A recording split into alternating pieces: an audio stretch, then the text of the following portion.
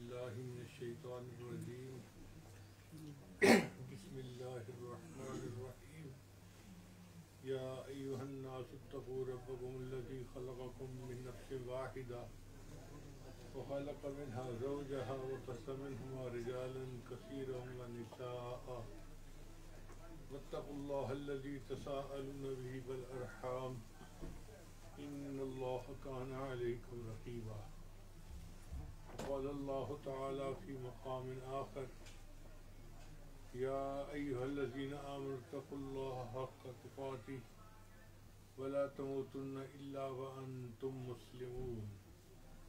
وقال الله تعالى في مقام آخر: يا أيها الذين آمنوا اتقوا الله وقولوا قولا سديدا يصلح لكم أعمالكم ويغفر لكم ذنوبكم ومن يطع الله ورسوله فقد فاز فوزا عظيما.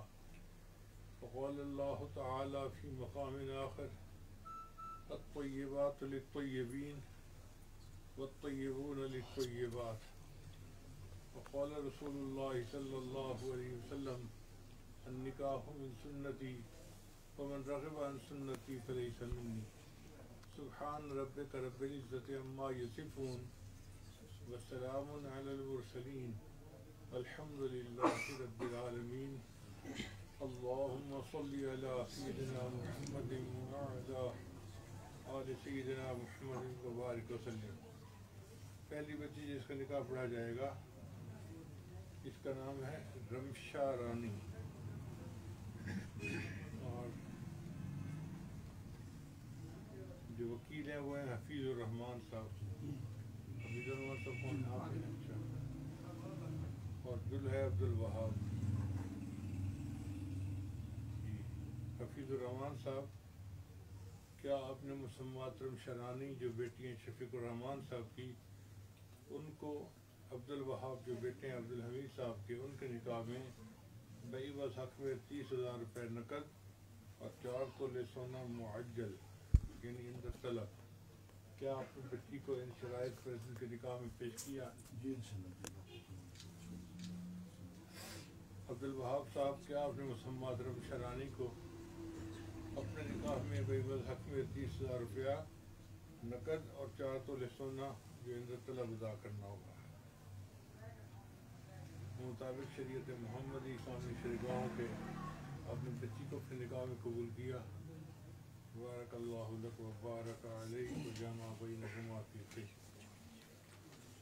عروج حفیظ.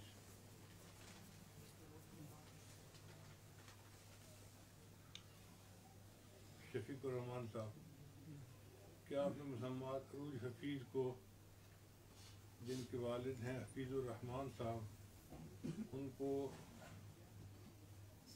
سعد الماس عباسی جو بیٹے ہیں محمد الماس عباسی کے، ان کے نکاح میں بعوض حق میں 30,000 روپیہ نقد اور 10 تولے سونا کو مطابق شریعت محمدی سامنے شریعتوں کے اپنے بچی کو ان کے نکاح میں پیش کیا؟ ہاں جی.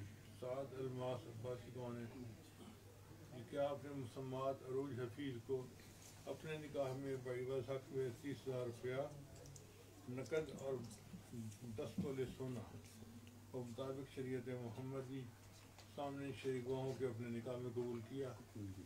بارک اللہ لک و بارک علیک و جمع بینکما فی خیر. نگار افتخار. حفیظ عباسی آپ ہیں؟ عزیز الرحمان. جی عزیز الرحمان صاحب، کیا آپ نے مسمات نگار افتخار کو 30,000 روپیہ نقد اور 10 تولے سونا گفٹ ان شرائط پر بمطابق شریعت محمدی سامنے شریعتوں کے اس بچی کو حفیظ عباسی جو بیٹے ہیں عبد حفیظ الرحمان صاحب کے، حسیب حفیظ عباسی، ان کے نکاح میں آپ نے پیش کیا؟ ہاں جی. حسیب حفیظ عباسی کون آپ ہیں؟ کیا آپ نے مسمات نگار افتخار کو جو بیٹی افتخار احمد صاحب کی اپنے نکاح میں بعوض حق میں 30,000 روپیہ نقد اور 10 تولے سونا زیورات گفٹ بمطابق شریعت محمدی سامنے شرع گاؤں کے آپ نے بچی کو اپنے نکاح میں قبول کیا. بارک اللہ لکم و بارک علیک و جمع بینکم فی خیر. طیبہ حسین. جی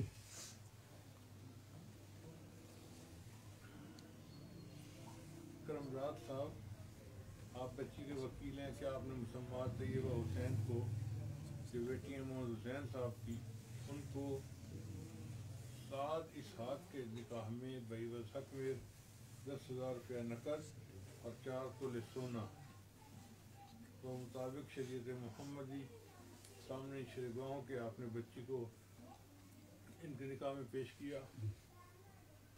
سعد اسحاق صاحب کون ہیں؟ کہ کیا آپ نے مسمات طیبہ حسین کو اپنے نکاح میں بعوض حق میں 10,000 روپیہ نقد اور 4 تولے سونا بمطابق شریعت محمدی سامنے شرع گواہوں کے آپ نے بچی کو اپنے نکاح میں قبول کیا؟ بارک اللہ لکم و بارک علیک و جمع بینکما فی خیر.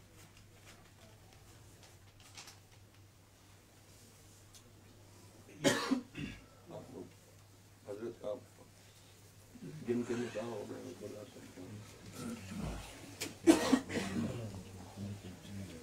راستہ دے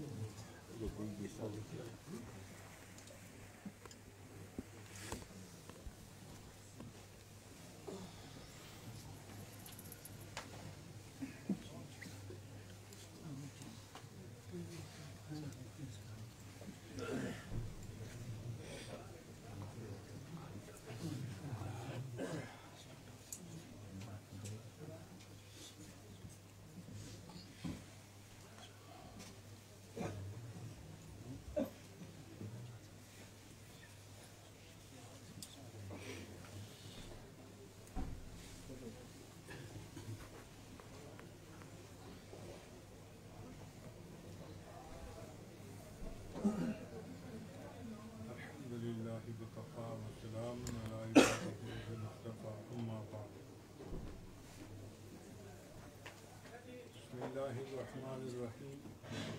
باب قول اللہ تعالی ونضع الموازین القسط لیوم القیامہ وان اعمال بنی آدم وقولهم یوزن. وقال مجاہد القسطاس العدل بالدنیا ويقال القسط مصدر المقسط وهو العادل واما القاسط فهو الجاهل. وبه حدثنا احمد بن اشقاب حدثنا محمد بن فضيل عن عمارة بن القعقاع عن أبي زرع عن أبي هريرة رضي الله تعالى عنه قال قال النبي صلى الله عليه وسلم كلمتان حبيبتان إلى الرحمن خفيفتان على اللسان ثقيلتان في الميزان سبحان الله وبحمده سبحان الله العظيم.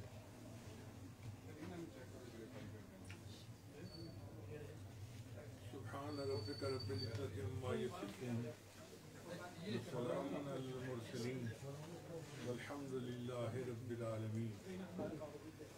والناظر کا معنی نحضر ہم لائیں گے. موازین یہ میزان کی جمع ہے. اب یہاں سوال پیدا ہوتا ہے کہ میزان جمع میں کیوں لایا گیا؟ یہ اصل لفظ تھا میزان لیکن واو کو یا سے تبدیل کر دیا کثرت کی وجہ سے تو یہ لفظ میزان بن گیا. مگر میزان کی وجہ سے اس کا جمع موازین بنے گا. بعض بزرگوں نے فرمایا کہ جمع کا صیغہ اس لیے لایا گیا کہ بہت زیادہ انسان ہوں گے ان کے اعمال پھر اور بھی زیادہ ہوں گے. تو اس لیے بہت بڑا میزان ہوگا. تو اس کے لیے جمع کا صیغہ لایا گیا. بعض نے کہا کہ اس کے مختلف اجزاء ہوں گے، ایک ٹکڑا نیکیوں کا، ایک ٹکڑا گناہوں کا، ایک ایسی سوئی ہوگی یہ بتائے گی کہ کون سا بڑا بھاری ہے. اس وجہ سے جمع کا صیغہ لایا گیا. لیکن جو سب سے زیادہ مضبوط قول ہے وہ یہ ہے احتمال یکون الجمع للتفخیم، کہ یہ جمع تفخیم کہتے ہیں تعظیم کو. ہم بھی اپنے گفتگو میں کہتے ہیں شیخ الحدیث صاحب کھانا کھا رہے ہیں، شیخ الحدیث صاحب تشریف لے گئے، حالانکہ وہ فرد واحد ہوتا ہے مگر جمع کا صیغہ ادب کے لیے استعمال کرتے ہیں. تو اللہ رب العزت نے بھی میزان کی عظمت کو ظاہر کرنے کے لیے موازین کا لفظ استعمال فرما دیا. قسط کہتے ہیں عدل کو.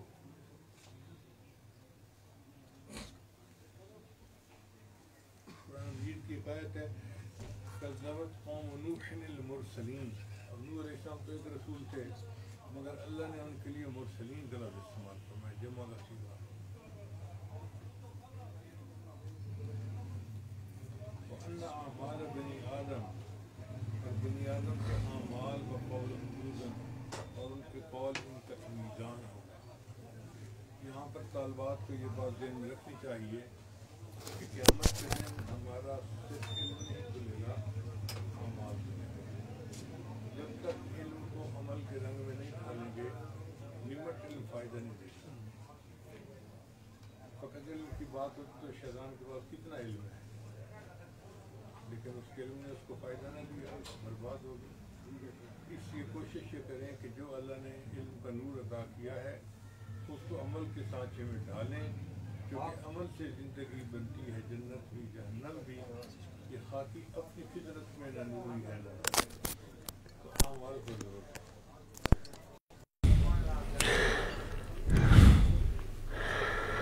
اب یہاں ظاہر التعمیم و خص منہ صنفان نظر ایسے آتا ہے کہ یہ عمومی ایک اصول ہوگا کہ سب کے اعمال تولے جائیں گے، مگر حدیث پاک سے ظاہر ہوتا ہے کہ دو گروہ ایسے ہوں گے جو اس سے مستثنا ہوں گے.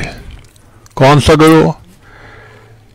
ایک وہ ایمان والوں کا گروہ جن کے بارے میں نبی شاہ نے فرمایا کہ میری امت کے 70,000 لوگ ایسے ہوں گے جو بلا حساب جنت جائیں گے، ان کے اعمال کو تولا نہیں جائے گا.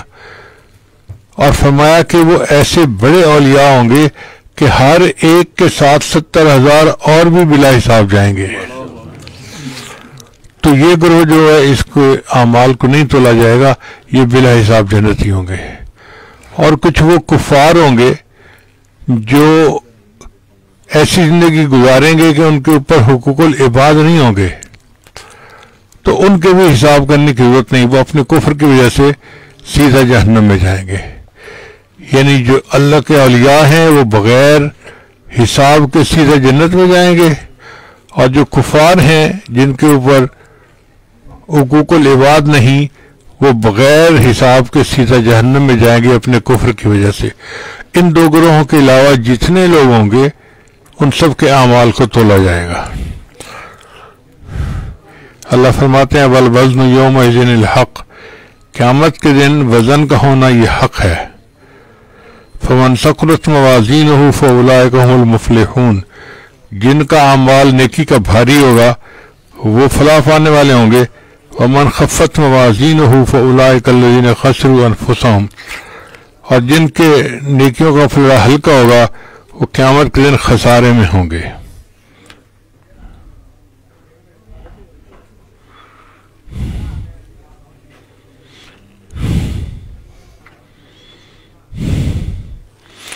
اب یہاں پر اسلام کے شروع میں ایک گروہ بن گیا جس کو معتزلہ کہتے تھے. معتزلہ کا لفظ اعتزال سے ہے، اعتزال کہتے ہیں الگ ہو جانا. وہ گویا پوری امت کی جو مین سٹریم تھی اس سے الگ ہو گئے. وہ کہتے تھے کہ قیامت کے دن اعمال نہیں تولے جا سکتے، چونکہ اعمال اعراض ہیں، کیسے تولیں گے اس کو؟ اب ایک بندہ سچ بولا تو سچ کو کیسے تولیں گے؟ وہ عقل پرست لوگ تھے. اور ان کی عقل نے ان کو دھوکہ دیا، اس لیے کہ اللہ تعالیٰ ان اللہ علی کل شیء قدیر، ہر چیز پر قادر ہے۔ اللہ تعالیٰ جب کسی چیز کو تولنا چاہیں تو کون سی مشکل کام ہے؟ آج کے زمانے میں بعض ایسی چیزوں جو پہلے زمانے میں نہیں تولی جاتی تھی، جانتے ہی کوئی نہیں تھا کہ بلڈ پریشر کو کیسے میئر کرنا ہے، کولیسٹرول کو کیسے میئر کرنا ہے، ایک بندے کے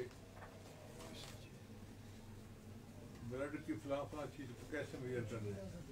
آج ایسے مادی سائنس کی چیزیں بن گئی ہیں جو ان چیزوں کو تول کے بتا دیتی ہیں، تو یہ تو ظاہرہ سی بات ہے۔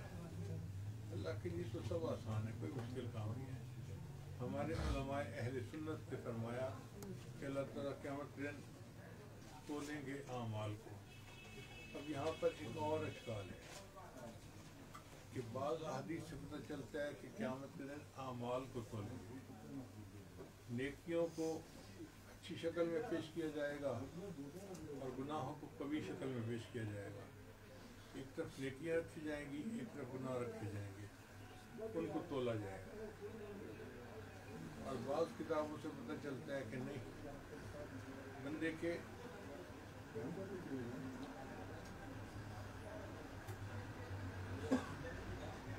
کو خود تولا جائے گا۔ وہ اس طرح پتہ چلتا ہے کہ صحابہ کرام میں سے ایک تھے عبداللہ ابن مسعود رضی اللہ عنہ، بہت فقیہ قسم کے صحابی تھے، مفتی کے ہاں مگر بہت ہی دبلے پتلے تھے، اتنے دبلے پتلے تھے کہ جب یہ چلتے تھے اور ان کی پنڈلیوں سے انتر ہٹتی تھی تو صحابہ کرام ان کو دیکھ کے ہنستے تھے۔ جیسے آج کل ہوتا ہے نا کہ کمزور بندے کو دیکھ کر پہلوان جا رہے ہیں تو مذاق کرتے ہیں لوگ، ان کا بھی یہی حال تھا کہ ان کو دیکھ کے ہنستے تھے۔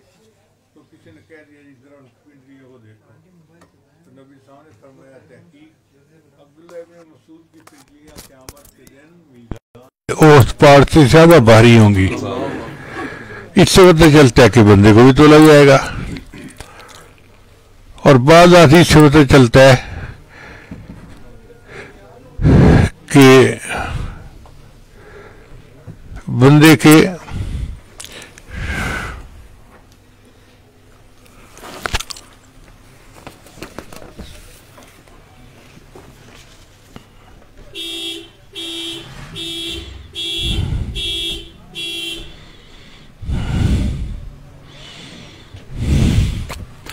صحائف کو تولا جائے گا، یعنی جو نامہ اعمال ہے نا، تو جیسے ایک رجسٹر ختم ہو جائے تو طالب علم دوسرا رجسٹر بنا لیتا ہے، سبجیکٹ ایک ہی ہوتا ہے۔ اسی طرح چونکہ اعمال زیادہ ہوں گے تو ایک صحیفہ ختم ہوگا تو دوسرا رجسٹر شروع کر دیا جائے گا، پھر تیسرا رجسٹر، پھر چوتھا۔ تو قیامت کے دن ایک بندہ پیش ہوگا جس کے 99 دفتر گناہوں کے بھرے ہوئے ہوں گے، یعنی 99 رجسٹر سارے کے سارے گناہوں سے بھرے ہوں گے۔ وہ بڑا پریشان ہوگا کہ میرا کیا بنے گا۔ 99 دفتر ایک پلڑے میں رکھے جائیں گے اور دوسرے پلڑے میں نیکیاں وہ تھوڑی سی ہوں گی، تو بندہ پریشان ہوگا۔ پھر ایک اللہ کے فضل سے فرشتہ آئے گا اور کاغذ کی پرچی، اس کو عربی میں بطاقہ کہتے ہیں، وہ بطاقہ کو نیکیوں کے پرچے میں ڈال دے گا۔ وہ بطاقہ اتنا بھاری ہوگا کہ نیکیوں کا پلڑا جھک جائے گا اور اس بندے کے شہید ہونے کا اعلان کر دیا جائے گا۔ وہ بندہ حیران ہوگا کہ میرے تو گناہ اتنے زیادہ تھے، یہ پرچی کہاں سے آ گئی اور یہ پرچی ہے کیا؟ تو فرشتہ اس کو بتائے گا کہ یہ پرچی ہے، اس کے اوپر لا الہ الا اللہ لکھا ہوا ہے اور اللہ کا نام اس سے زیادہ بھاری کوئی چیز نہیں ہو سکتی۔ اس نے تیرے نیکیوں کے پلڑے کو جھکا دیا اور کلمے کی برکت سے تیری نجات ہو گئی۔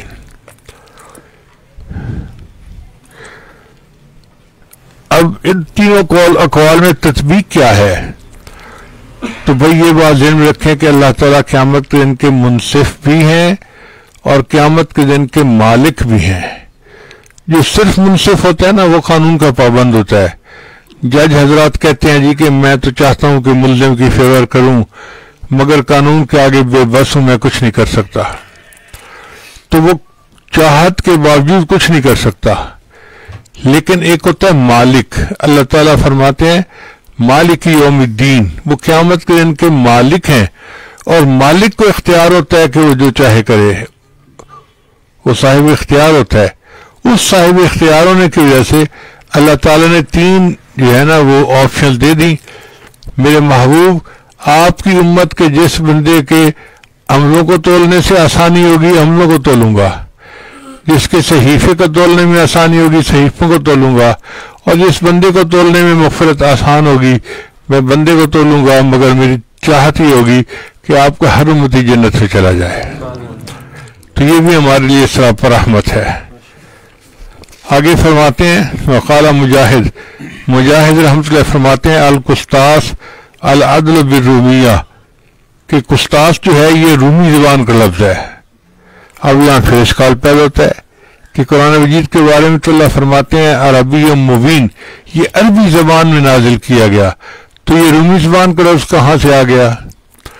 مفسرین نے تقریباً 100 الفاظ ایسے بتائے ہیں جو مختلف زبانوں کے تھے قرآن مجید میں استعمال ہوئے. یہ لفظ قسطاس جو تھا نا، یہ تھا شروع میں قسطار، وقت کے ساتھ قسطار بن گیا، قسطاس بن گیا، اور عربوں نے اس کو استعمال کرنا شروع کر دیا. اب اس میں طالبات اس بات کو سمجھنے کی کوشش کریں کہ زبانوں میں ایک زبان کا لفظ دوسری زبان میں استعمال ہونا ایک عام سی بات ہے. آپ اگر غور کریں تو عربی اور فارسی کے کتنے الفاظ ہیں جو اردو زبان میں استعمال ہوتے ہیں، مگر چونکہ استعمال ہونے شروع ہو گئے تو اب ان کو اردو زبان ہی کا لفظ کہا جاتا ہے، حالانکہ وہ زبان فارسی کے الفاظ تھے یا عربی کے الفاظ تھے. کتنے الفاظ عربی کے ہیں جو فارسی میں استعمال ہوئے، یا کتنے الفاظ فارسی کے ہیں جو انگریزوں نے استعمال کیے؟ مثال کے طور پر فارسی میں برادر بھائی کو کہتے ہیں اور انگلش میں برادر بھائی کو کہتے ہیں. اب فارسی میں مادر ماں کو کہتے ہیں، تو انگریزوں نے لفظ نکالا مدر کا معنی بھی ماں ہو گیا. اس کا مطلب یہ کہ الفاظ فارسی کے تھے، وقت کے ساتھ ساتھ انگریزوں نے استعمال شروع کر دیے، آج ان کو انگریزوں کے الفاظ کہتے ہیں. تو یہ جو قسطاس لفظ تھا یہ کسی زمانے میں رومی زبان کا لفظ تھا. جب عربوں نے استعمال کرنا شروع کر دیا اور یہ عربوں کے جو قواعد تھے صرف اور نحو کے اس کے اوپر پورا بھی اتر آیا، تو اب اس کو عربی زبان کا لفظ کہیں گے، اب اس کو فارسی رومی زبان کا لفظ نہیں کہیں گے. لہذا ہر کے در کان نمک رفت نمک شد، نمک کی کان میں جو چلا جاتا ہے نمک بن جاتا ہے. اب یہ لفظ جو ہے اس کو ہم عربی کا لفظ کہیں گے، فارسی کا لفظ یا کسی اور زبان کا لفظ نہیں کہیں گے. آگے امام بخاری رحمۃ اللہ فرماتے ہیں القسط مصدر المقسط، قسط جو ہے مقسط کا مصدر ہے اور اس کا معنی ہے عادل. وَأَمَّا الْقَاسِطُ فَهُوَ الْجَائِرُ. اب طالبات توجہ کریں کہ لفظ 2 ہیں، ایک ہے قسط، اس کا معنی ہے انصاف، اور ایک ہے قسط، اس کا معنی ہے نا انصافی. صرف زیر اور زبر کے فرق سے معنی میں کتنا فرق پڑ گیا. قسط کا معنی انصاف اور قسط کا معنی نا انصافی. یہ دونوں الفاظ قرآن مجید میں استعمال ہوئے ہیں. اللہ فرماتے ہیں ان اللہ یحب المقسطین، اور ایک جگہ اللہ فرماتے ہیں کہ وَأَمَّا الْقَاسِطُونَ فَكَانُوا لِجَهَنَّمَ حَطَبًا. اب اس کے بعد امام بخاری رحمۃ اللہ نے اس حدیث کو اپنے استاد احمد ابن اشکاب سے نقل کیا. یہ جو احمد ابن اشکاب تھے ان کو مصریوں نے شکیب بھی کہا ہے، یعنی اشکاب کی بجائے شکیب بھی پڑھا ہے اس کو. ابن حبان نے اسی ثقات میں لکھا ہے. امام راضی نے ان کے بارے میں فرمایا ثقۃ معموم صدوق. ابو زرع رحمۃ اللہ علیہ جیسے فرماتے ہیں کان صاحب حدیث، کہ بہت بڑے محدث تھے. انہوں نے اس حدیث کو محمد ابن فضیل سے نقل کیا. محمد بن فضیل جو ہیں ان کو اللہ نے عجیب جو ہے وہ امتیازی شان عطا فرمائی کہ اس حدیث کو بہت سارے محدثین نے نقل کیا، لیکن جس سے بھی نقل کیا اس نے محمد بن فضیل کے واسطے سے نقل کیا. اور محدثین کا یہ قانون ہے کہ جب کسی ایک دور میں ایک ہی محدث ہو تو وہ حدیث صحیح تو ہوتی ہے مگر اس کو غریب کہتے ہیں کہ یہ محدث فلاں دور میں صرف ایک ہی تھا. ایسا ہی ہے جیسے بخاری شریف کی پہلی حدیث ہے انما الاعمال بالنیات. یہ حدیث مبارکہ ہزاروں صحابہ کو یاد تھی مگر جو روایت چلی وہ صرف حضرت عمر لانو کے ذریعے سے چلی. حضرت عمر لانو اس کے راوی ہیں، ان سے یہ روایت چلی. اب یہاں سوال پیدا ہوتا ہے جی کہ ایک سے کیوں چلی؟ تو بھئی بات سمجھیں کہ ایک آدمی کے 4 بیٹے ہوتے ہیں مگر آگے اولاد ایک سے چلتی ہے، تو کوئی اس کو کیا کہے گا جی ایک سے اولاد آگے کیوں چلی؟ تو بندہ جواب دے گا نا بھئی اللہ کی مرضی. اسی طرح ایک صحابی سے یہ روایت کیوں آگے چلی، اس کا جواب کیا ہے؟ اللہ کو ایسا منظور تھا لہذا ایسا ہو گیا. مگر وہ حدیث صحیح ہوتی ہے، کہلاتی غریب ہے. یعنی بخاری شریف کی جو پہلی حدیث ہے سند کے اعتبار سے وہ بھی غریب، اور جو آخری حدیث ہے سند کے اعتبار سے وہ بھی غریب. تو شاید امام بخاری رحمۃ اللہ علیہ طلباء کو یہ اشارہ کرنا چاہتے تھے کہ بعد الاسلام غریبا وسیعود غریبا فطوبى للغرباء، یا یہ کہنا چاہتے تھے کن فی الدنیا کا انا کا غریب او عابر سبیل.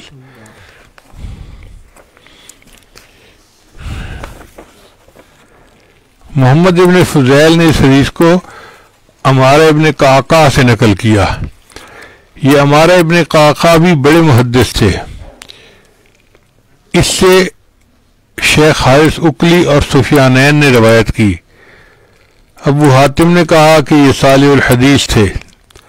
یحییٰ بن معین جو جرح اور تعدیل کے امام کہے جاتے ہیں، اتنے بڑے محدث ان کو ثقہ کہتے ہیں. امام بخاری رحمۃ اللہ کے استاد تھے علی مدینی رحمۃ اللہ علیہ، جن کے بارے میں امام بخاری کہتے تھے کہ میرا دل چاہتا ہے تنہائی ہو، میں ہوں اور میرے استاد علی مدینی ہو، وہ حدیث پڑھیں اور میں ان سے سنتا رہوں. انہوں نے بھی 30 احادیث ان سے نقل کی ہیں عمارہ ابن قعقاع سے. ابن حجر نے بھی ان کو ثقہ کہا ہے. یہ عمارہ ابن قعقاع نے اس حدیث کو نقل کیا ابو زرع سے. ابو زرع بھی ایک محدث تھے، ان کا نام تھا اصل میں عبد الرحمن. ابو زرع ان کی کنیت تھی. ان کی زندگی کے بارے میں 2 باتیں بڑی عجیب ہیں، وہ بھی میں بتاتا چلوں. پہلی بات یہ کہ ان کا ایک شاگرد تھا، اس کی شادی ہوئی. اب عشاء کے بعد درس حدیث ہوتا تھا تو وہ اس میں شریک ہوتا تھا، تو رات گھر آتے ہوئے دیر ہو جاتی تھی. شادی کے ابتدائی ایام میں دلہا اور دلہن دونوں کی چاہت ہوتی ہے کہ ہم جتنا زیادہ آپس میں مل کر وقت گزاریں وہ زیادہ اچھا ہے. اس لیے دلہن انتظار میں ہوتی ہے کہ دلہا کب گھر آئے گا، ہم کھانا کھائیں گے اور پھر ہم آپس میں بات چیت کریں گے، پھر سوئیں گے. وہ طالب علم درس کی وجہ سے روزانہ دیر سے آتا، تو بیوی اس کی نیک تو تھی مگر بیوی کے اوپر ایک بوجھ ہوتا تھا کہ یہ کیا مصیبت ہے کہ روزانہ دیر سے آتے ہیں، ٹائم نہیں ملتا بیٹھنے کا آپس میں. ایک دن ذرا زیادہ دیر ہو گئی. اب جس دن زیادہ دیر ہو گئی اس دن بیوی صاحبہ غصے میں تھی.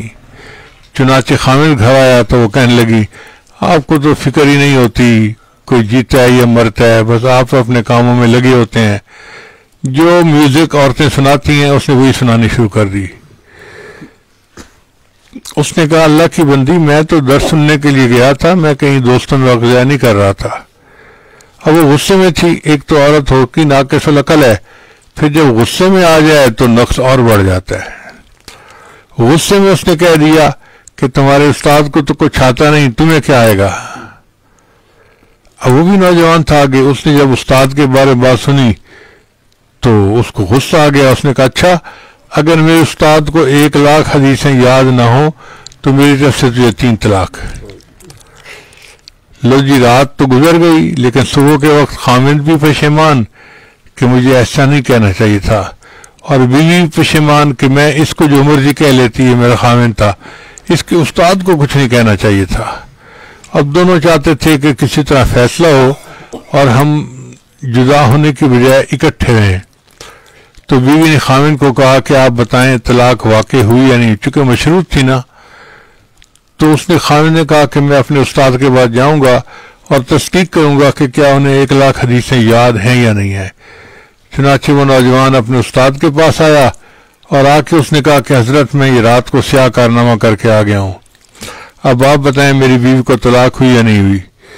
تو جب اس نے یہ بتایا تو حضور رحمۃ اللہ مسکرائے, فرمان لگے جاؤ تم دونوں میاں بیوی بن کر رہو, اس لیے کہ 1,00,000 حدیثیں مجھے اس طرح یاد ہیں جس طرح عام لوگوں کو سورہ فاتحہ یاد ہوتی ہے. 1,00,000 حدیثیں مجھے اس طرح یاد ہیں جس طرح عام لوگوں کو سورہ فاتحہ یاد ہوتی ہے. اتنے بڑے محدث تھے. اور پھر اللہ نے ان کو موت بھی اتنی شاندار دی کہ ہر بندہ تمنا کرتا ہے. ان کے اوپر آخری وقت تھا, طلباء سامنے تھے, تو طلباء نے محسوس کیا کہ آخری لمحات ہیں. اب شریعت کا حکم یہ ہے کہ آخری لمحات میں اس بندے کو کلمے کی تلقین کرنی چاہیے. تلقین کیسے کریں؟ اس لیے کہ عام بندے کے سامنے اونچا کلمہ پڑھنا شروع کر دیں. جب آپ اونچا کلمہ پڑھیں گے تو اس کو خود بخود یاد آ جائے گا کہ مجھے بھی کلمہ پڑھنا ہے. کہنا نہیں چاہیے ابو کلمہ پڑھیں, امی کلمے پڑھیں. خدا نخواستہ بیماری کا کیا ہے حال, اگر وہ انکار میں سر ہلا دے پھر کیا بنے گا. شریعت کتنی خوبصورت ہے. شریعت نے کہا کہ تم اونچا پڑھنا شروع کر دو, یاد دہانی ہو جائے گی, یہی مقصود ہے. چنانچہ اب شاگرد چاہتے تھے کہ حضرت کو یاد دہانی کروائیں, لیکن کیسے کروائیں بھائی, وہ تو ہمارے استاد ہیں, ساری عمر تو انہوں نے ہمیں دین سکھایا, اب ہم ان کو کیسے یاد کروائیں.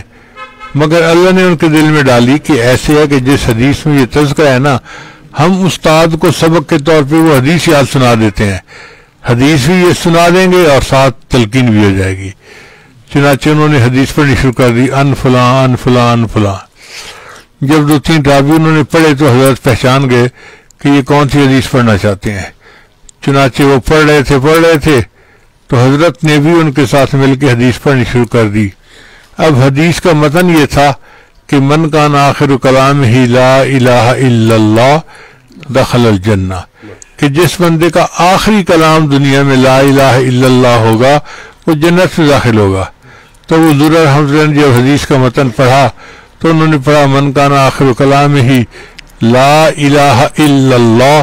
اتنا پڑھنے پر ان کی سانس بند ہو گئی اور وہ فوت ہو گئے, پریکٹیکلی جنت کے اندر داخل ہو گئے. اتنی اچھی موت اللہ نے ان کو عطا فرمائی.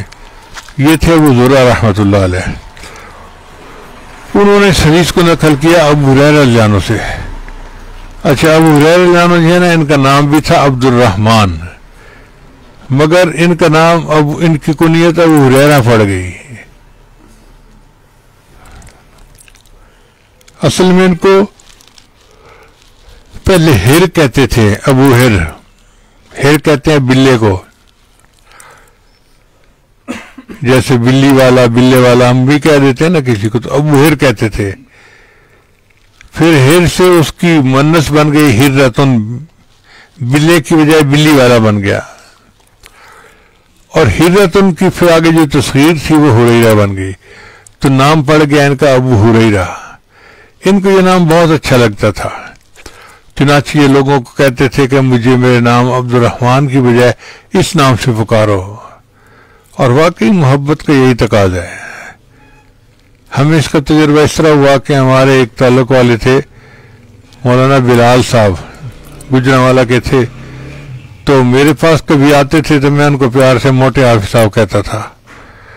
ایک رات انہوں نے مجھے رات کے 3 بجے فون کیا, کوئی بات تھی, میں نے بات سنی اور جواب دیا. پھر میں نے پوچھا مولانا آپ کو میں نے جواب تو دے دیا, فون بند کیوں نہیں کر رہے؟ کہنے لگا حضرت وہی کہنا جو آپ مجھے کہتے ہیں. وہی کیا کہوں, وہ جو میں آتا ہوں تو آپ مجھے بلاتے ہیں, بس مجھے وہ الفاظ سننے ہیں. لو جی پھر میں نے ان کو موٹے آفس صاحب کہا اور انہوں نے تب فون بند کیا. تو پتہ چلا کہ محبت کے معاملے میں ایسے ہی ہوتا ہے کہ محبوب کے منہ سے لفظ نکل آئے تو وہی اچھا لگتا ہے. تو ابو ہریرہ کو نبی صاحب نے ایک دفعہ فرما دیا تھا, انہیں وہی اچھا لگتا تھا اور وہ اسی نام سے اپنے آپ کو مخاطب کروانا چاہتے تھے. یہ وہ صحابی ہیں جو صحابہ میں سب سے زیادہ بھوک برداشت کرنے والے صحابی. فرماتے ہیں میں اتنا بھوکا ہوتا تھا کہ مجھے دورے پڑتے تھے اور لوگ مرغی کا دورہ سمجھتے تھے, حالانکہ مجھے تو بھوک کی وجہ سے دورہ پڑ رہا ہوتا تھا. جو سب سے بھوکا تھا وہ سب سے بڑا محدث بنا اور سب سے زیادہ احادیث کو یاد کرنے والا بن گیا. اس کا مطلب یہ ہوا کہ طلباء جو یہ سمجھتے ہیں نا کہ جی ہمیں تو اچھی غذائیں کھانی پڑیں گی پھر سبق یاد ہوگا, یہ بات نہیں ہے. اس کا تعلق روحانیت کے ساتھ ہے. جب دل صاف ہوگا تو اللہ تعالیٰ قوت حافظہ کو تیز کر دیں گے اور بندے کے لیے سبق کو یاد کرنا آسان ہوگا.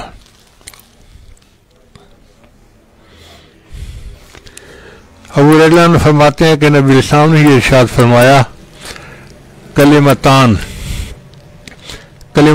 کا مطلب ہے کلامان. دو کلام ایسے ہیں, بعض اوقات ایک لفظ کو بھی کلمہ کہا جاتا ہے اور ایک فکرے کو بھی کلمہ.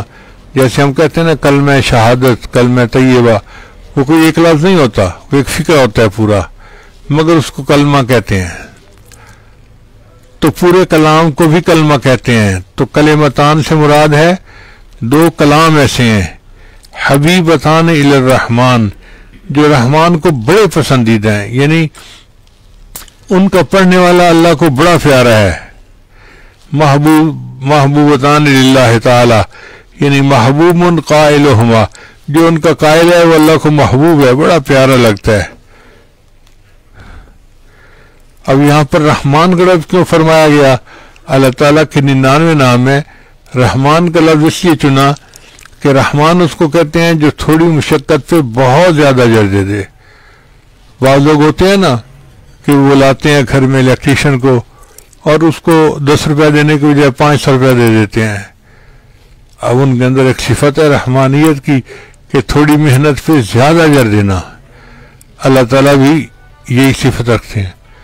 چنانچہ آپ دیکھیں کہ حدیث پاک میں آتا ہے کہ جو بندہ جمعہ کے دن عصر کے بعد 80 مرتبہ درود شریف پڑھ لے گا اللہم صلی علی محمد نبی الامی وعلی آلہ وسلم تسلیما, تو 80 مرتبہ پڑھنے پر اللہ تعالیٰ 80 سال کے گناہوں کو معاف فرما دیتے ہیں. اب اتنے تھوڑے سے عمل پہ اتنا زیادہ اجر عطا فرما دینا یہ رحمان کا کام ہے.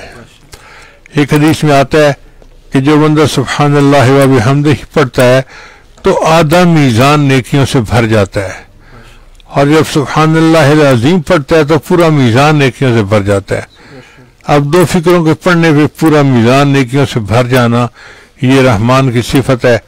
اس لیے نبی صاحب نے یہاں پہ رحمان کا لفظ استعمال فرمایا کلمتان حبیبتان الی الرحمن. آگے فرمایا خفیفتان علی اللسان, وہ زبان کے اوپر بڑے ہلکے ہیں. کیوں ہلکے ہیں؟ سہلتان علیہ للین حروفہما وسہولت مخارجہما, یعنی وہ جو حروف ہیں نا ان کے مخارج سے ان کا ادا کرنا بہت آسان ہے, اور زیادہ جو الفاظ ہیں حروف ہیں وہ حروف لین ہیں. قراء حضرات تو ایک ایک حرف کو دیکھتے ہیں, چنانچہ کچھ ایسے حروف ہوتے ہیں جن کو حروف شدہ کہتے ہیں. اجدو کا قطبتا یہ اس کا مجموعہ ہے.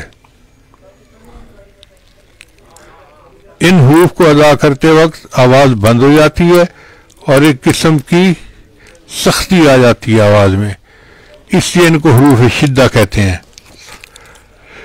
کچھ حروف ہوتے ہیں جن کو حروف قلقلہ کہتے ہیں, ان کا مجموعہ ہے کتب جدن.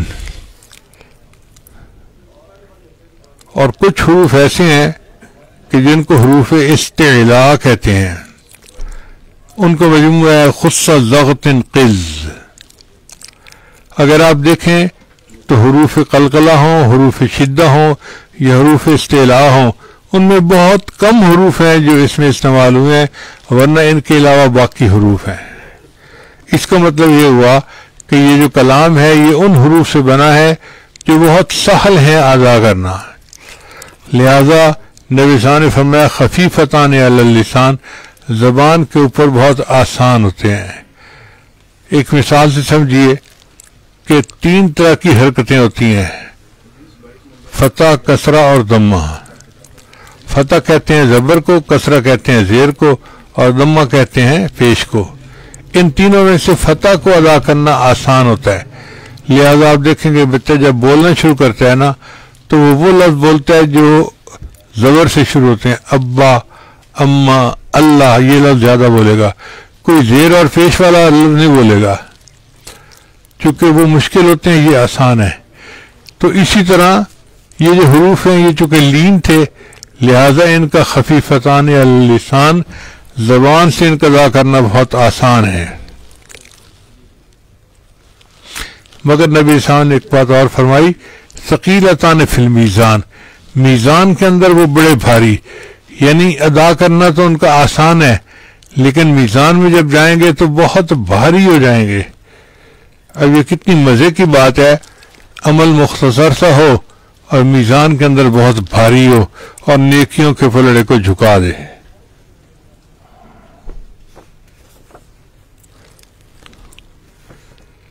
اب نبی صاحب نے جب یہ فرمایا تو ان باتوں کو سن کے سائل کا دل کرتا ہے کہ ابھی ہمیں بتائیں وہ ہے کیا۔ نبی صاحب نے ڈائریکٹ بات نہیں بتا دی کہ یہ پڑھو، اس کے فضائل بتائے، کلمتان حبیبتان الی الرحمن۔ اب یہ سن کے مومن کا تو دل چاہتا ہے کہ مجھے پتہ چلے، میں فوراً ان کو پڑھوں جو میرے اللہ کو پسند ہے۔ آگے فرمایا خفیفتان علی اللسان، زبان سے ادا کرنے بہت آسان ہیں مگر ثقیلتان فی المیزان، میزان میں بڑے بھاری ہوں گے۔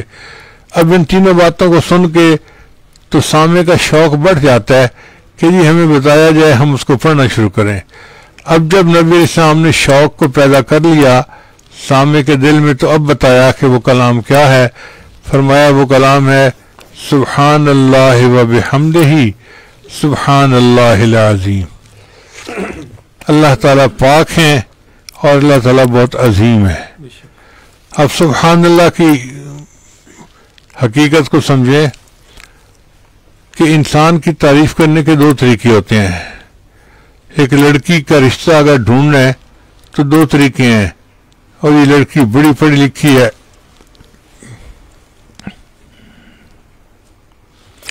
بڑی دیندار ہے، بڑی نیک گھرانے کی ہے، بڑے اچھے خاندان کی ہے، یہ سب اس کی تعریفیں ہیں۔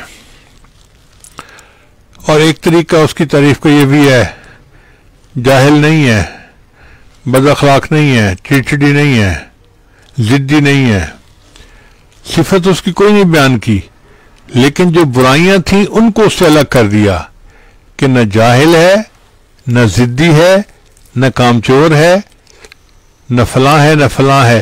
تو یہ بھی تعریف کا ایک طریقہ ہوتا ہے۔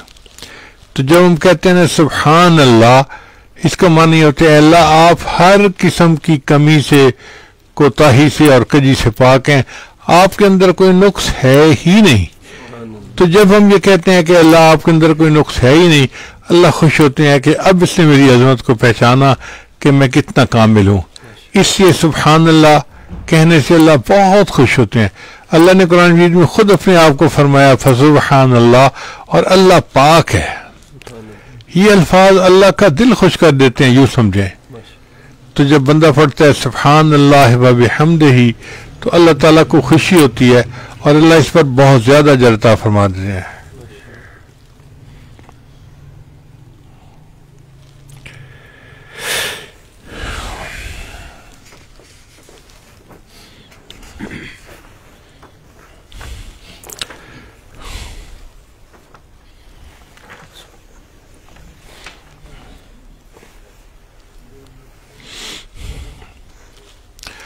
وَبِحَمْدِهِ کا مطلب یہ ہے کہ سب تعریفیں اللہ ہی کو سجتی ہیں۔ غور کریں، اس دنیا میں کوئی بندہ کسی چیز کی بھی تعریف کرتا ہے نا تو وہ تعریف اللہ تعالیٰ تک پہنچتی ہے جس نے اس چیز کو بنایا. مثلاً خامد بیوی کی تعریف کرے تو یہ کس کی تعریف بنی؟ اللہ کی جس نے بیوی کو بنایا. بیوی خامد کی تعریف کرے تو یہ کس کی تعریف بنی؟ جس نے خامد کو پیدا کیا. اگر کوئی مکان کی تعریف کرے تو کس کی تعریف کی؟ جس نے مکان کو بنایا. اللہ ہے جس نے میٹیریل بنایا اور ہم مکان بنا سکے. اگر کوئی کسی منظر کی خوبصورتی بیان کرتا ہے یہ بھی اللہ کی تعریف جس نے اس کو پیدا کیا. اس کا مطلب یہ ہوا کہ ہر تعریف بالآخر کدھر لوٹتی ہے؟ اللہ کی طرف لوٹتی ہے. اس لیے اللہ نے قرآن کی ابتدا کی الحمدللہ رب العالمین. سب تعریفیں اللہ کی ہیں جو جہانوں کا پروردگار ہے. اور سچی بات تو یہ ہے کہ تعریفوں کے قابل اگر ذات ہے کوئی تو وہ اللہ ہی کی ذات ہے. اس لیے اللہ فرماتے ہیں کہ وہ یعنی کلام کیا ہے؟ سبحان اللہ و بحمدی. اے اللہ آپ پاک ہیں اور سب تعریفیں آپ ہی کو سجتی ہیں. اور جو بندہ جتنی تعریف کر سکے وہ اللہ کی تعریف کا حق ادا کر ہی نہیں سکتا. آپ خود اندازہ لگائیں کہ نبی علیہ الصلوۃ والسلام اللہ کے کتنے جو ہے وہ قرب رکھنے والے تھے. نبی علیہ الصلوۃ والسلام نے اللہ کے بارے میں کہا کہ اے اللہ اللہم لا احصی ثناء علیک. اے اللہ میں آپ کی تعریفوں کا احاطہ نہیں کر سکتا. انت کما اثنیت علی نفسک. آپ ایسے ہیں جیسے آپ نے اپنی تعریفیں خود بیان کی ہیں. یعنی ہم تو تعریف کر ہی نہیں سکتے, حق ادا کر ہی نہیں سکتے. اے اللہ آپ اتنے عظیم ہیں جیسے آپ نے اپنی عظمت خود بیان کیا ہے. تو جب نبی علیہ السلام نے یہ فرما دیا تو کوئی دوسرا کیسے اللہ کی تعریف کا حق ادا کر سکتا ہے؟ اس کی مثال یوں سمجھیں کہ مچھر کو کوئی کہے کہ سپر کمپیوٹر کی تعریف کرو تو مچھر کیا تعریف کر سکے گا؟ وہ کیا سمجھتا ہے سپر کمپیوٹر کو؟ پھر بھی مچھر کے لیے سپر کمپیوٹر کی تعریف کرنا آسان ہے. بندے کے لیے اپنے رب کی تعریف ادا کرنا اس سے بھی زیادہ مشکل کام ہے. ہم تو کر ہی نہیں سکتے, ہم تو عاجز بندے ہیں. اس لیے سبحان اللہ و بحمدہ, اے اللہ آپ پاک ہیں اور سب تعریفیں آپ ہی کو سجتی ہیں. ہمارے بزرگوں نے اپنے کلاموں میں اللہ کی خوب تعریف کی ہے. میں ایک چھوٹا سا پیرا امام ربانی مجد ثانی رحمۃ اللہ کے مکتوبات میں سے آپ کو سناؤں گا تاکہ پتہ چلے کہ انہوں نے اللہ کی تعریف کیسے کی. سن کے مزہ آ جاتا ہے. امام ربانی لکھتے ہیں تمام تعریفیں اللہ تعالیٰ کے لیے ہیں جس نے امکان کو وجوب کا آئینہ اور عدم کو وجود کا مظہر بنایا. وجوب اور وجود اگرچہ حق سبحانہ کی صفات میں سے ہیں لیکن حق سبحانہ تعالیٰ ان سے بلند ہے, بلکہ وہ اسماء و صفات سے, شیون و اعتبارات سے, ظہور والمکون سے, ظہور اور بطون سے, بروز اور مکون سے, تجلیات و ظہورات سے, موصول اور مفصول سے, مشاہدات اور مکاشفات سے, محسوسات اور معقولات سے, موہومات اور متخیلات سے بھی بلند ہے. وَهُوَ سُبْحَانَهُ وَتَعَالَى وَرَاءُ الْوَرَى ثُمَّ وَرَاءُ الْوَرَى ثُمَّ. وہ تعالیٰ اس سے بھی بلند, اس سے بھی بلند اور اس سے بھی زیادہ بلند ہے. کسی حمد کرنے والے کی حمد اس کی ذات کے کنہ تک نہیں پہنچ سکتی, بلکہ تمام تعریفوں کی نہایت اس کی عزت کے پردوں سے نیچے رہ جاتی ہیں. یعنی اللہ اتنے بلند ہے کہ ہم جتنی تعریفیں کریں وہ تعریفیں نیچے رہ جاتی ہیں, اللہ اس سے بھی بلند ہے. اس ذات پاک نے اپنی تعریف آپ ہی کی ہے اور اپنی حمد کو آپ ہی بیان کیا ہے. پس وہ ذات تعالیٰ آپ ہی حامد ہے اور آپ ہی محمود ہے. اللہ تعالیٰ خود ہی حامد ہیں اور خود ہی محمود ہیں. بندہ تو ان کی حمد بیان کر ہی نہیں سکتا.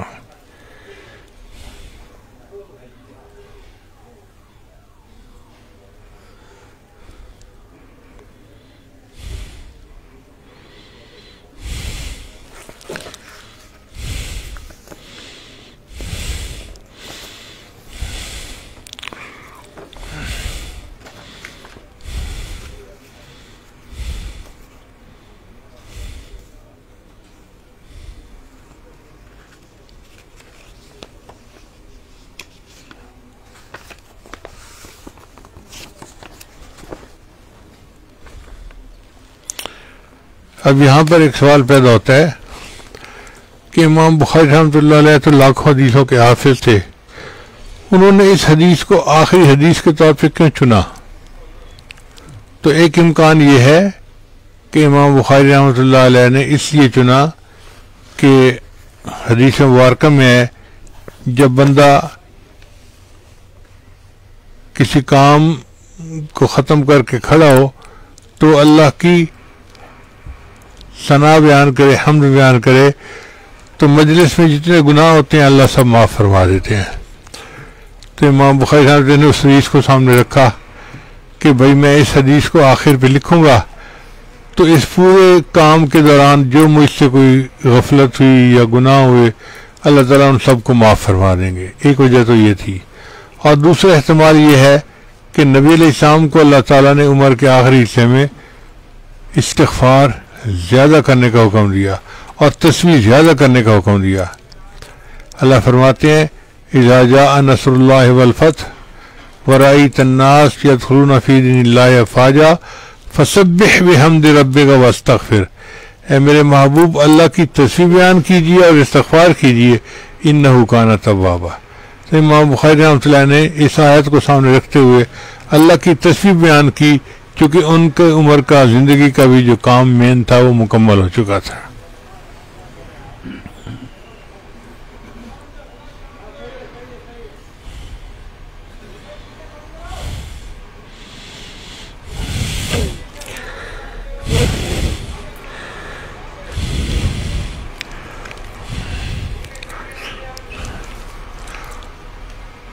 اور ایک اس کی وجہ یہ بھی ہے کہ سبحان اللہ کا جو لفظ ہے نا، یہ پڑھنے سے اللہ تعالیٰ مشکل کو آسان کر دیتے ہیں۔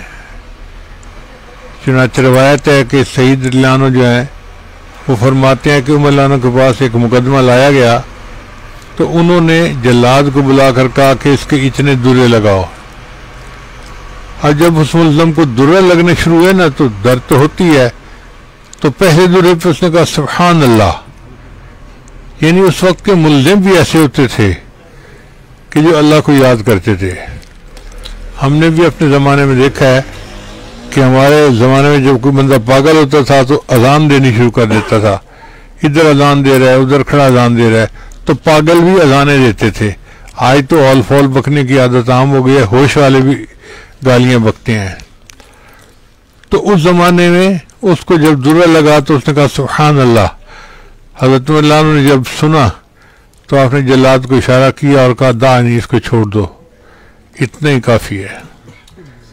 اچھا، قریب ایک مفتی قسم کے صحابی بیٹھے ہوئے تھے ابن کعب رضی اللہ عنہ، وہ مسکرا پڑے، فضاحکہ، وہ مسکرا پڑے۔ تو عمر رضی اللہ عنہ سے پوچھا ما یضحکک، حضرت آپ مسکرائے کیوں ہیں؟ انہوں نے فرمایا اس لیے کہ سبحان اللہ نے اس بندے کی سزا میں تخفیف کر دی، تو واقعی سبحان اللہ مشکل کو آسان کر دیتا ہے۔ اور اس کا ایک اور بھی جو ہے وہ سبق ملتا ہے کہ حضرت یونس علیہ السلام ایک پیغمبر اسلام تھے، اللہ کی جو ہے نا مرضی سے ایک مچھلی نے ان کو اپنے پیٹ میں لے لیا تھا۔ اب مچھلی کے پیٹ میں اندھیرا تھا، پھر سمندر کے پانی